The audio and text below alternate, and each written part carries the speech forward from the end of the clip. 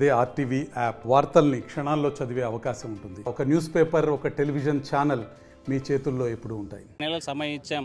ఈ కూటమి ప్రభుత్వం అన్యాయం చేస్తుంది. రైతులకు సంబంధించినటువంటి భరోసా కానీ సుఖీభవ కార్యక్రమాలు వేయడం లేదని ఆగ్రహం వ్యక్తం చేస్తూ ఈరోజు రోడ్డెక్కినటువంటి పరిస్థితి. మనతో మాట్లాడడానికి మాజీ ఎంపీ పుట్టారనుకున్నాం. మేడం చెప్పండి, ఈరోజు రైతులకు జరిగేటువంటి అన్యాయం ఏంటి?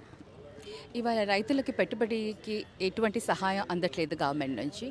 రైతు బీమా లేదు. అకాల వర్షాలు అంటే వర్షాలు కూడా ఎలా వస్తున్నాయంటే హెవీ రెయిన్స్ అన్నా వస్తున్నాయి, అసలు వర్షాలు రాకపోవడం. ఇలాంటి పరిస్థితుల్లో రైతులు పంటలు వేసుకొని నష్టపోతున్నప్పుడు వారికి కరెక్ట్ మద్దతు ధర అందడం లేదు. పోనీ రైతులు పంటను తీసుకొని ఏదో అమ్మాలని చూసినప్పుడు దాంట్లో కలర్ మారిందని, రంగు మారిందని, ఇంకోటి ఏదో అనేసి వాటికి సరైన ధరలు ఇవ్వట్లేదు. ఈ విధంగా ప్రతి ఒక్క దగ్గర కూడా నష్టపోతున్నారు. నష్టమైన వాటికి పంట పరిహారం, బీమా లేదు. మరి ఆర్థికంగా వారికి ఆదుకుంటామని ఏదైతే ప్రభుత్వంలోకి వచ్చేదానికి హామీలు ఇచ్చారో 20,000 ప్రతి సంవత్సరం ఇస్తానన్న వాళ్ళు, రైతు అనేవాళ్ళు ఎప్పుడు కూడా వాళ్ళు ఆర్థిక గవర్నమెంట్ ఎప్పుడు ఇస్తారా అని ఎదురు చూస్తూ ఉండరు. వాళ్ళకి వర్షాకాలం ఎప్పుడు వస్తుంది, ఆ సమయానికి వాళ్ళు పంటలు వేసుకుంటారు. కాబట్టి ఆ పంటల సమయానికే ప్రభుత్వం ఆర్థిక సహాయం అందించాలి. అది ప్రభుత్వ బాధ్యత. అలాంటిది విస్మరించి ఇవాళ మేము ఇప్పుడే 6 నెలలు కూడా కాలేదు అంటే మీరేం కొత్త వాళ్ళు కాదు. మీకు తెలుసు ప్రభుత్వం, మీరు మొదట కూడా మీరు మేనేజ్ చేశారు, ప్రభుత్వాన్ని 5 సంవత్సరాలు నడిపించారు, అది కూడా బైఫర్కేషన్ తర్వాత.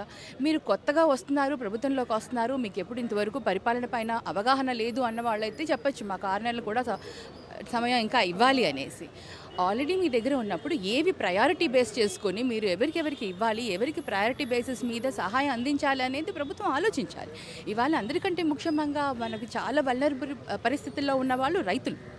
రైతుల కష్టాలని ఆదుకోవాల్సింది పోయి ఇవాళ మీరు ఏదో చేస్తున్నాం అనేసి మమ్మల్ని అనడం కానివ్వండి, అంటే అపోజిషన్లో ఉండి మేము రైతులకు మద్దతుగా ఉన్నా కూడా ఏదో వారు చేయాలనుకున్న దాన్ని వారు ముందుకు ఇంకొక రకాలుగా ముందుకు తీసుకొని రావడం సరైన పద్ధతి కాదు. అంటే ఒకవైపు రైతులకు మద్దతు ధర ఇస్తామంటున్నారు, టమాటో రైతు ఆందోళన చేస్తున్నారు, రూపాయికి అడిగేటువంటి పరిస్థితి ఉంది, మార్కెట్లో 10 రూపాయలు పడుతున్నాయి.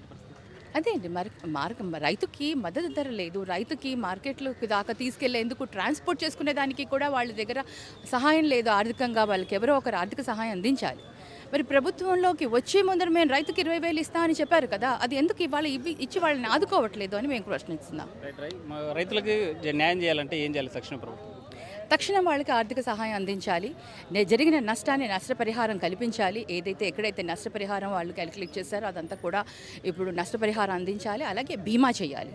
ప్రతి ఒక్కరికి కూడా బీమా చేసి వాళ్ళని ఆదుకోవాలి. రైతులకి తక్షణమే న్యాయం చేయాలి. ఇప్పటికే అన్యాయం జరుగుతున్నటువంటి పరిస్థితి ఉంది. రైతులకు గిట్టుబాటు ధర లేదు, మార్కెట్లో కూడా దోచుకునేటువంటి పరిస్థితి కనిపిస్తుందని చెప్పేటువంటి పరిస్థితి. వీడియో జర్నలిస్ట్ చంద్రశేఖర్తో హుస్సేన్, ఆర్టీవీ, కర్నూలు. మరిన్ని వీడియోస్ కోసం ఛానల్ ని సబ్స్క్రైబ్ చేయండి. లేటెస్ట్ అప్డేట్స్ కోసం వాట్సాప్ ఛానల్ ని ఫాలో చేయండి. అండ్ లింక్ డిస్క్రిప్షన్ లో ఉంది.